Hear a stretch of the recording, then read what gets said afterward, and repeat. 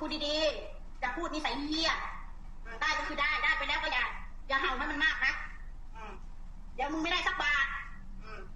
กูไม่ให้ก็สิทธิ์ของกูอย่าลืมนะกฎหมายเขาคุ้มครองกันลูกหนี้นะคะ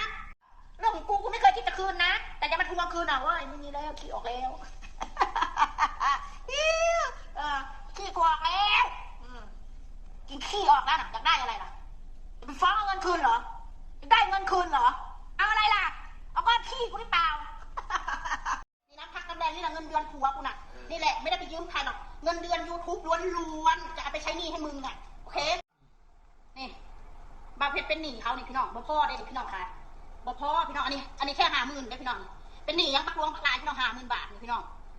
ตายละคอยนี่คอยจะได้กินยังแบบนี้เขาสิเรื่องเงินเท่าไรบาทถ้าเอาเงินนั้นไปใส่หนี้ให้ผัวเนี่ยไปกินไปแล้วเขา